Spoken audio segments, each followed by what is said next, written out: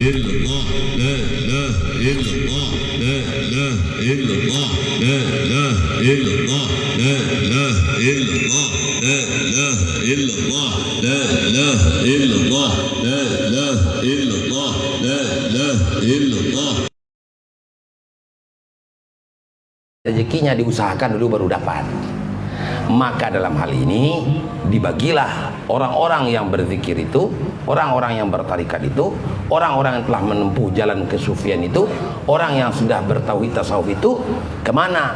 Kepada dua pembagian. Yang pertama kelompok tajrid, yang kedua kelompok asbab.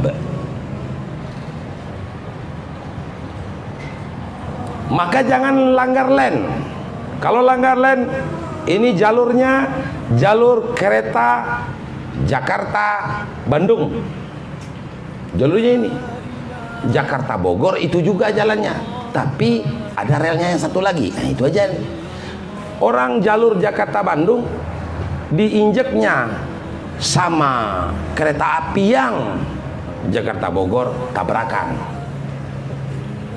berbahaya karena ada jam tayangnya. Maknanya apa? Kalau kita didudukkan Allah pada makam asbab, jangan coba-coba berzikir-zikir aja di rumah tanpa pernah berusaha. Kalau kita didudukkan Allah pada makam yang disebut dengan tajrid, tak perlu berusaha kita dapat rezeki. Kita berusaha pula. Itu namanya turun dari tempat yang tinggi ke tempat yang rendah. Ya dah. Duit udah ada, presiden udah ada, menteri udah ada, bupati udah ada, wali kota udah ada, duit udah ada, kita udah punya semuanya. Anak udah ada, istri udah banyak, anak udah banyak, murid udah banyak. Apa lagi? Apa lagi? Baju banyak, mau makan ada aja, beras terus, semuanya ada aja. Tidak pernah diminta-minta, tidak pernah ada aja, entah dari mana-mana aja datang aja. Maka orang yang seperti itu disebut dengan makamnya makam tajrid. Maka kepada orang itu disuruh berzikir aja, tak boleh berusaha. Apabila orang itu pada makam asbab, dia berzikir juga sama dengan kita, tetapi dia tidak makam, tidak sampai kepada makam tajrid, dia didudukkan oleh Allah. Maka jangan coba-coba untuk duduk-duduk aja di surau, duduk-duduk aja di rumah. Tetap juga kita berusaha. Pagi berangkat kerja, sore pulang kerja. Waktu duha masuk, salat duha. Waktu zuhur masuk, salat zuhur. Selesai salat zuhur, berzikir. Selesai itu salat sunat. Sudah itu kerja lagi. Jam 4 berhenti, salat lagi. Terus kerja lagi, salat lagi, istirahat lagi, ibadah lagi. Nah, gitu. Jangan kita pindah lem. Kenapa? Karena Imam Ibnu Athaillah mengatakan, apa kata beliau? Iradatukat tajrid ma'a iqamatillahi iyyaka fil asbab minasyahwatil khafiyah. Keinginanmu untuk tajrid, ingin sekali kamu untuk tajrid, keinginanmu untuk tajrid beserta Allah dudukkan kamu di makam asbab, itu adalah ada keinginan tersembunyi dalam hatimu, ingin dipuji orang. Itu setidaknya ada rajin sekarang Tengku Hadi ini sholat ini, udah mantap dia ini kan ini. Ingin dipuji-puji, ingin disanjung-sanjung, atau ingin pula dia jadi wali. Wali Allah maksudnya. Karena yang tajrid itu wali biasanya, tapi bukan wali Kepri. Bukan wali Kepri. Nah, wali apa? Wali Allah. Apalagi wali murid kita atau wali kelas, enggak. Dan termasuk apa wali kota, tidak. Nah, oleh karena itu, apa kata Imam? Minasyahwatil khafiyah. Ada syahwat, keinginan yang tersembunyi di dalamnya. Maka oleh karena itu jangan lakukan itu maksudnya. Yang kedua, iradatukal asbab ma'iqamatillahi iyyaka fit tajrid inhitatun an himmatil aliyah. Ada keinginanmu untuk asbab. Beserta Allah sudah dudukkan kamu pada makam tajrid. Itu namanya inhitat, turun daripada himmah yang tinggi. Himmah yang tinggi itu apa? Himmah yang tinggi adalah ma'rifat Allah. Himmah itu terbagi dua. Ya, cita-cita yang paling tinggi itu apa? Cita-cita yang rendah apa? Cita-cita rendah, ingin jadi kaya, ingin jadi bupati, ingin jadi wali kota, itu namanya himmah juga. Himmah yang dani namanya, daniah. Boleh begitu, boleh juga, tak masalah. Ingin jadi wali kota, boleh. Ingin jadi bupati, boleh. Ingin jadi kaya, boleh. Tapi himmah yang seperti keinginan seperti itu namanya keinginan yang rendah. Tapi ada keinginan yang lebih tinggi, yang tinggi yaitu himmah, yaitu dekat dengan Allah. Itu. Karena itu cita-cita orang semuanya. Kenapa begitu? Apa tuh? At-tairu yatiru bijanahaini, al-insan yatiru bihimmati. Burung akan terbang dengan dua sayapnya, sementara manusia akan terbang dengan cita-citanya. Hidup tanpa cita-cita hampa. Apa cita-citamu? Berzikir kepada Allah, ingin dekat dengan Allah, itu aja cita-cita, nggak ada yang lain. Udah dekat kita dengan Allah, jangan mundur lagi ke belakang, gitu maksudnya. Ya. Nah, himmah yang seperti ini. Nah, oleh karena itu ada adab bagi kita. Orang-orang tajrid, coba kita lihat sedikit. Di sini dijelaskan. Orang yang tajrid biasanya, orang yang sudah tajrid, ada kala dia itu, kata Imam Abu Hasan Asy-Syadzili radhiyallahu anhu, adabul faqirul mutajarrid arba'ah. Adapun orang yang sudah hatinya melekat dengan Allah tapi dia miskin,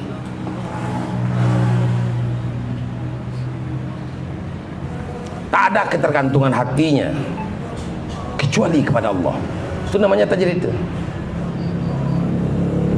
Tapi dia fakir aja, tidak begitu kaya. Ya, ada 4 sikap yang harus ia lakukan.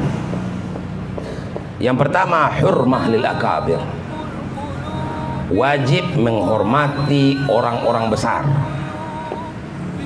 Nggak boleh orang tauhid, tasawuf, orang tariqat, wajib menghormati orang-orang besar. Karimun mata amdahu wal wara ma'i wa idza lumtuhu wahda.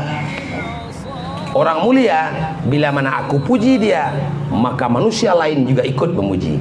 Tapi apabila ada orang mulia, aku mencacinya, maka niscaya aku mencaci sendiri saja. Kita mau sendiri atau mau rame-rame? Mau rame-rame. Nah, oleh karena itu, ada orang mulia, muliakan orang. Maka filsafatnya orang tasawuf adalah muliakan orang sebagaimana patutnya orang itu dimuliakan. Jangan muliakan orang karena Anda ingin dimuliakan. Itu namanya filsafat orang yang ria. Kenapa Anda muliakan dia? Kenapa Anda hormati dia? Ya karena saya ingin dihormati pula. Kan ada balasnya itu. Berarti ria. Mau yang lain. Tidak ikhlas tuh penghormatannya. Orang yang ikhlas tuh, kalau ada orang mulia, orang lebih tua, orang lebih ditinggikan, ada Pak RT, Pak RW, Pak Camat, Pak Bupati, siapa lagi? Ada apalagi ulama. Ulama sekecil-kecil ulama, sekecil-kecil ustad, walaupun dia cuma ngajar Quran alif, ba, ta, sa, jim, dia orang besar itu muliakan terus orang itu. Itu sikap. Yang kedua, ar-rahmah lil asagir, selalu sayang kepada yang kecil. Ada orang miskin, kasih. Ada orang sedikit ilmunya, sayangi agar dia nuntut ilmu. Ada orang umurnya lebih kecil, sayangi agar dia merasa bangga dan bahagia. Yang ketiga, al-insaf min nafsi. Apa itu? Dia wajib adil. Wajib adil. Insaf itu adil. Dari mana adil? Dari nafsika, dari diri engkau. Dia adil kepada dirinya. Apa maksudnya adil kepada diri? Mata kalau ngantuk bawa tidur. Kita zikir nih, berat mata, bawa aja tidur dulu. Tidur pun ibadah. Tidur orang berzikir itu ibadah. Ya. Oh, kita lagi lapar. Nah, makan mie Aceh. Ya, atau bandrek gitu kan. Paling hobi saya itu. Atau apalagi tongseng, apa namanya itu? Yang gitu. Yang ketiga, yang keempat, adamul intisar lah. Tidak mau apa namanya itu memenangkan nafsu. Ada akal, ada nafsu. Menurut nafsu begini, menurut akal begini. Walaupun kita miskin, jangan menangkan nafsu. Orang yang memenangkan nafsu terjerumus kepada kejahatan. Ini nih, kita tak ada nukut, tak ada duit. Ya, ada jagung orang samping rumah kita. Nggak apalah, kita lapar nanti diminta aja sama batangnya, atau orangnya lagi nggak di rumah, ambil aja nanti halal nih. Nggak mau deh kita. Jangankan mengambil yang haram, yang syubhat aja tak mau dia kerjakan. Menjauhkan diri dari syubhat, tidak mau memenangkan keinginan, tidak mau memenangkan nafsu, itu adalah diantara adab-adab orang yang menempuh jalan kesufian. Ketiga, yang kedua, tapi adabul fakir mutasabab. Kayak kita, orangnya fakir, tapi dia bekerja harus untuk mendapatkan rezeki, dia harus berusaha dulu.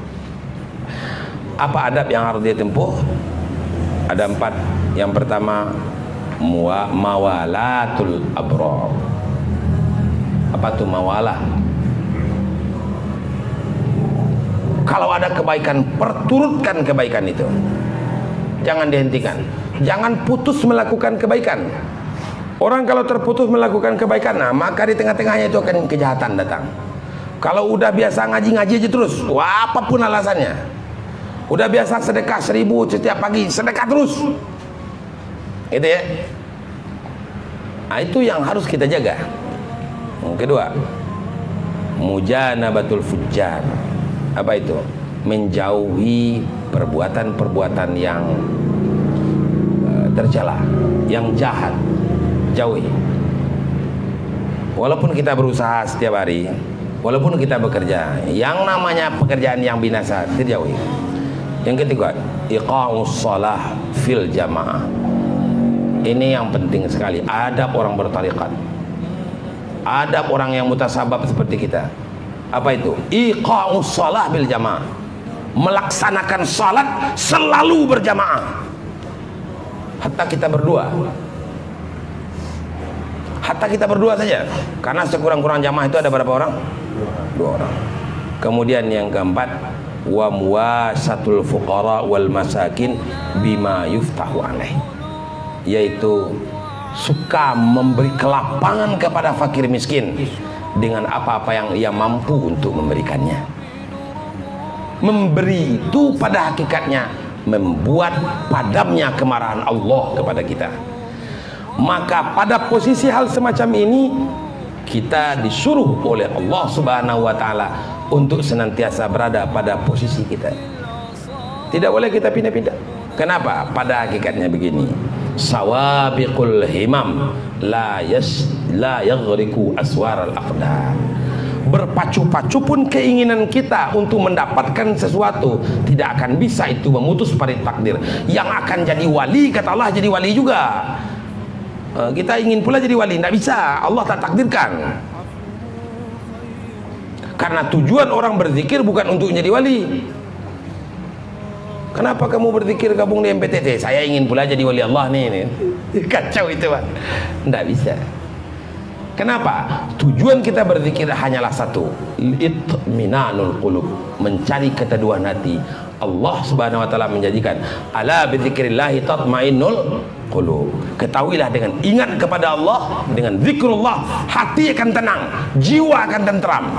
Kalau hati tenang, jiwa tentram, semua pekerjaan akan selesai. Mati dalam husnul khatimah. Subhanallah wa bihamdihi, subhanakallahumma wa bihamdika, asyhadu la ilaha illa anta, astaghfiruka wa atubu ilaik. Wassalamualaikum warahmatullahi wabarakatuh. Waalaikumsalam warahmatullahi wabarakatuh.